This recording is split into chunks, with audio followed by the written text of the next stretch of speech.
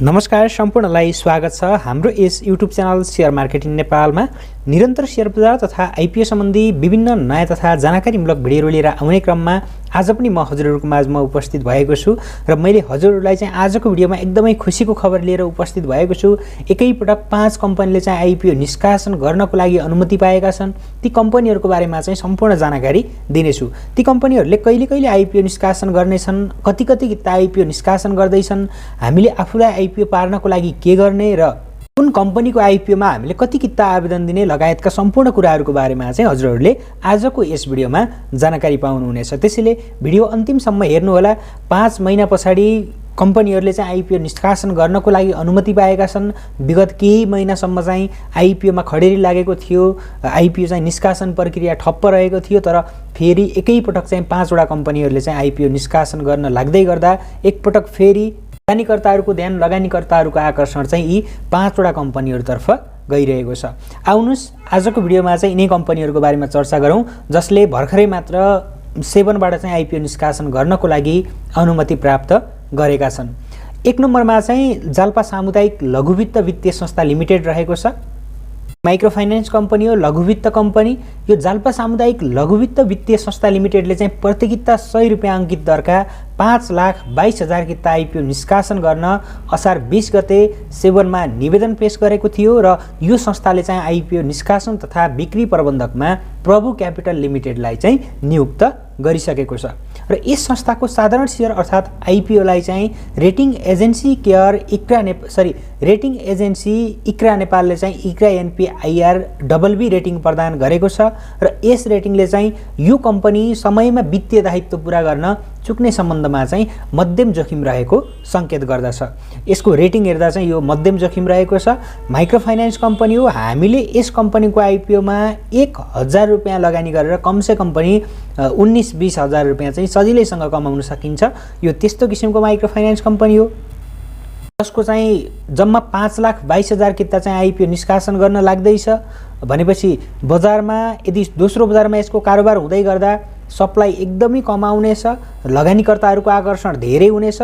हामीले न्यूनतम टार्गेट भनेको पनि यसको 2,000 चाहिँ रहनेछ, किनकि दोस्रो बजार जब बढिरहेको हुन्छ त्यो बेलामा कुनै पनि कम्पनीले आइपिओ जारी गरेर नेप्सेमा सूचीकृत भयो भने बढिरहेको बजारमा चाहिँ लगानीकर्ताहरूको आकर्षण पनि धेरै हुने गर्दछ। त्यसैले यो कम्पनी माइक्रो फाइनेन्स कम्पनी हो, यसको शेयर मूल्य पनि एकदमै माथि पुग्नेछ।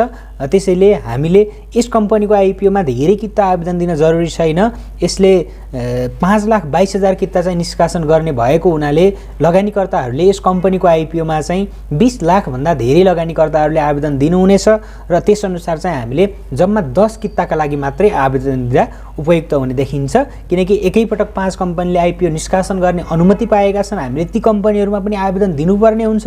त्यसकारणले गर्दा चाहिँ जम्मा 10 किता आवेदन दिनुहोला र आइपिओ आफूलाई पार्ने सम्भावना कसरी बढाउने लगायतका विषयमा चाहिँ हामी पछि छलफल गर्नेछौँ। भिडियोलाई चाहिँ अन्तिमसम्म हेर्नुहोला। र यो चाहिँ पहिलो कम्पनी रहेको थियो आइपिओ निष्कासन गर्नको लागि अनुमति पाउने र त्यसैगरी दोस्रो नम्बरमा पनि अर्को माइक्रो फाइनेन्स कम्पनी नै रहेको छ, लघुवित्त वित्तीय संस्था लिमिटेड हो। यो यसको नाम चाहिँ नेस्डो समृद्ध लघुवित्त वित्तीय संस्था लिमिटेड रहेको छ। यो नेस्डो समृद्ध लघुवित्त वित्तीय संस्था लिमिटेडले प्रति किता 100 रुपियाँ अङ्कित दरका 8,28,75,000 रुपियाँ बराबरको 8,28,750 किता आइपिओ चाहिँ निष्कासन गर्नको लागि असार 6 गते सेवनमा निवेदन पेश गरेको थियो र आइपिओ निष्कासन तथा बिक्री प्रबन्धकमा चाहिँ यसले ग्लोबल आइएमई क्यापिटललाई नियुक्त गरेको छ। इक्रा नेपालले यस कम्पनीको आइपिओलाई चाहिँ इक्रा एनपिआइआर BB+ रेटिङ प्रदान गरेको छ र उक्त रेटिङले चाहिँ कम्पनीको समयमा वित्तीय दायित्व पूरा गर्न चुक्ने सम्बन्धमा चाहिँ मध्यम जोखिम रहेको चाहिँ सङ्केत गर्दछ। ल हेर्नुहोस्, यो पनि माइक्रो फाइनेन्स कम्पनी हो र यसले पनि 8,28,75,000 रुपियाँ बराबरको 8,28,750 किता आइपिओ निष्कासन गर्न जाँदैछ। हाम्रो लागि माइक्रो फाइनेन्स कम्पनीहरूको यसरी आइपिओ आइरहनु भनेको एकदमै ठुलो अवसर हो, जुन अवसर लगानीकर्ताहरूले महिला लघुवित्त वित्तीय संस्था लिमिटेड र त्यसैगरी जीवन विकास लघुवित्त वित्तीय संस्था लिमिटेड, नेपाल इन्फ्रास्ट्रक्चर बैंक, त्यसैगरी नेपाल रिइन्स्योरेन्स कम्पनी लगायतका कम्पनीहरूमा चाहिँ लगानीकर्ताहरूले जसरी आइपिओ हात पारे, यदि हामीले त्यसै गरी यी केही माइक्रो फाइनेन्स कम्पनीहरूको अझै आइपिओ आउँदैछ ती कम्पनीहरूमा हामीले 10 किता मात्रै हात पार्ने हो भने पनि हामीले न्यूनतम टार्गेट भनेको हाम्रो चाहिँ 20,000 हुनेछ। 1,000 को लगानी केही समयमा नै 20,000 हुनेछ र अझै फन्डामेन्टल स्ट्रङ कम्पनी र हामीले त्यही 10 कितालाई चाहिँ होल्ड गरेर बस्न सकियो भने 5-6 वर्षमा त्यो 1,000 को लगानी सजिलैसँग 3-4 लाखसम्म पनि हुन सक्दछ र त्यो भएको रेकर्डहरू पनि रहेका छन्। र यदि कसरी हुन्छ त्यो, कसरी 1,000 को लगानी 3-4 लाख हुन्छ त भन्ने चाहिँ भिडियो तपाईहरुले हेर्न चाहनुहुन्छ भने मैले प्रमाणसहित एउटा भिडियो गराएको छु। 10 किता आइपिओ होल्ड गर्दा फाइदा कि सेल गर्दा भन्ने, माथि आई बटनमा पनि आउन सक्दछ। हजुरहरूले त्यसमा गएर पनि हेर्न सक्नुहुन्छ र मेरो च्यानल भिजिट गरेर पनि त्यो भिडियो चाहिँ हेर्न सक्नुहुन्छ। र यो नेक्स्टो समृद्ध लघुवित्त वित्तीय संस्था लिमिटेडमा चाहिँ हामीले धेरै आवेदन दिन जरुरी छैन। यसको पनि जम्मा 8,28,750 किता आइपिओ निष्कासन गर्ने भएको हुनाले चाहिँ जम्मा 10 किता मात्रै आवेदन दिनु होला। यो पनि माइक्रो फाइनेन्स कम्पनी हो। यो चाहिँ अलिकति राम्रो फन्डामेन्टल भएको माइक्रो फाइनेन्स कम्पनी रहेको छ। त्यसैले यसको शेयर मूल्य चाहिँ लगानीकर्ताहरूले 3,2500 को हाराहारीमा चाहिँ देख्न सक्नेछन्। त्यसैले यो पनि एउटा अवसर हुनेछ हाम्रो लागि भने। त्यसैगरी अर्को 3 नम्बरमा अर्को कम्पनी रहेको छ राष्ट्र उत्थान लघुवित्त वित्तीय संस्था लिमिटेड।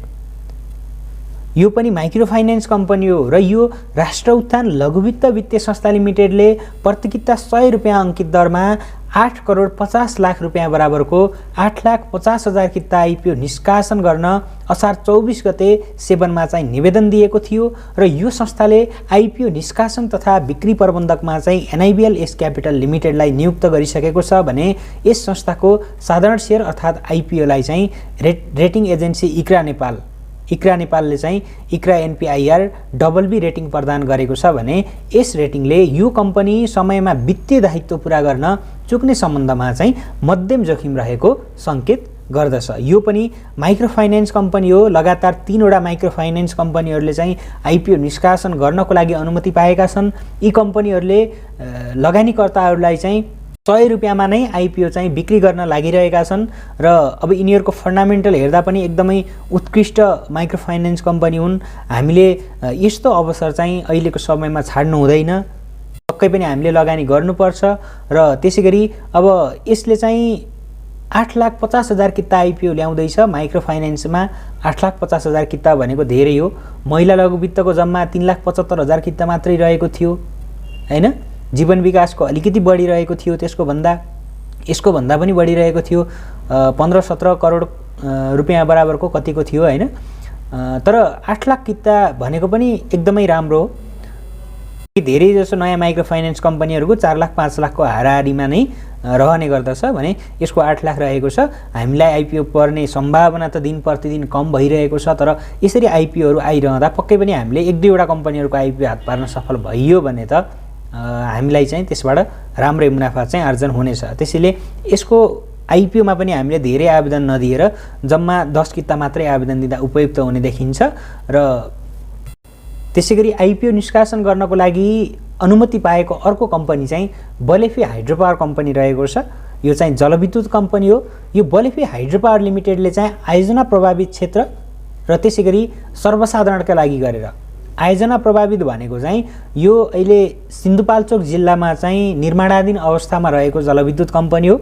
यसले सिन्धुपाल्चोक जिल्लाका जिल्लावासीहरूको लागि पनि यसले छुट्टै आयोजना प्रभावित क्षेत्र भनेर छुट्टै निष्कासन गर्नेछ भने त्यसैगरी सर्वसाधारणहरूका लागि जो यसको आयोजना प्रभावितमा आवेदन दिएका छैनन् अथवा आयोजना प्रभावितमा पर्दैनन् उनीहरू बाहेक अरूले चाहिँ सर्वसाधारणका लागि छुट्याएको आइपिओमा चाहिँ आवेदन दिन पाइनेछ र प्रति किता 100 रुपैयाँ अंकित दरमा 36,55,94,000 रुपैयाँ बराबरको 36,55,940 किता साधारण शेयर अर्थात् आइपिओ निष्कासन तथा बिक्री खुल्ला गर्नका लागि गत फागुन 25 गते नियामक निकाय नेपाल धितोपत्र बोर्ड अर्थात् सेवनमा चाहिँ निवेदन पेश गरेको थियो र यो कम्पनीको आइपिओ बिक्री प्रबन्धकको काम चाहिँ ग्लोबल आइएमई क्यापिटल लिमिटेडले गर्नेछ। योभन्दा अगाडि 3 वटा माइक्रो फाइनेन्स कम्पनीहरूको बारेमा हामीले केही चर्चा गऱ्यौँ भने यो चाहिँ हाइड्रो पावर कम्पनी हो। पछिल्लो समय लगानीकर्ताहरूको आकर्षण चाहिँ हाइड्रो पावर कम्पनीहरूतर्फ देखिएको छ। दोस्रो बजारको कुरा गर्नुपर्दा। र त्यसकारणले गर्दा अब यो कम्पनीको आइपिओ चाहिँ पहिलो चरणमा आयोजना प्रभावित स्थानीयहरूको लागि वितरण हुनेछ र त्यस पछाडि मात्र हामी सर्वसाधारणहरूले चाहिँ यस कम्पनीको आइपिओमा आवेदन दिन पाइनेछ। र यसको चाहिँ अब अलिकति धेरै नै रहेको छ, 36,55,940 किता रहेको छ। यसमध्येबाट यसले आयोजना प्रभावितको लागि कति छुट्याउँछ र बाँकी रहेको चाहिँ हाम्रो लागि रहनेछ। त्यसको बारेमा म तपाईँहरूलाई चाहिँ पछि जानकारी दिनेछु। र यसको आइपिओमा पनि हामीले धेरै आवेदन दिन जरुरी छैन। यदि 20 किता 30 किता 50 किता भर्नुपर्ने आइपिओ आउँछन्, त्यति पर्ने आइपिओ आउँछ भने मैले हजुरहरूलाई चाहिँ यति किता भर्नुहोस्, यति किता पर्न सक्ने सम्भावना छ यो कम्पनीकोमा भनेर जानकारी चाहिँ गराउँदै जानेछु। त्यसैले यसको आइपिओमा पनि हामीले धेरै आवेदन नदिने, जम्मा 10 किता आवेदन दिँदा उपयुक्त हुने देखिन्छ। यदि हामीलाई यस कम्पनीको आइपिओ पर्यो भने हामीले नर्मल्ली अब अरू हाइड्रो पावर कम्पनीहरूसँग तुलना गरेर हेर्नुपर्दा यसको आइपिओमा चाहिँ हामीले 1000 लगानी गरियो भने 5000 सम्ममा चाहिँ बिक्री गर्न सकिन्छ जस्तो लाग्दछ मलाई। त्यसैगरी आइपिओ निष्कासन गर्नको लागि अनुमति प्राप्त गर्ने अर्को कम्पनी रहेको छ ग्रीन भेन्चर लिमिटेड।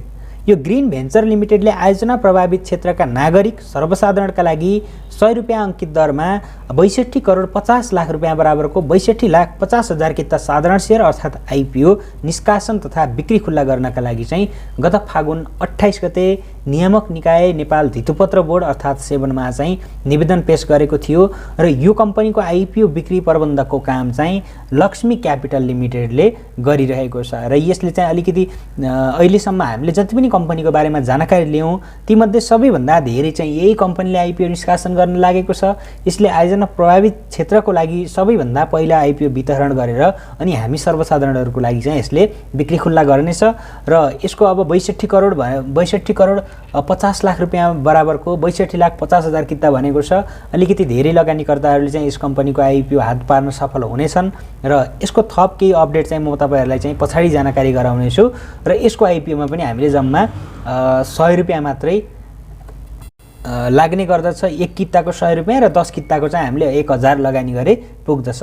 र अब खास गरी 5-6 महिना रोकिएको आइपिओहरू एकाएक आएका छन्।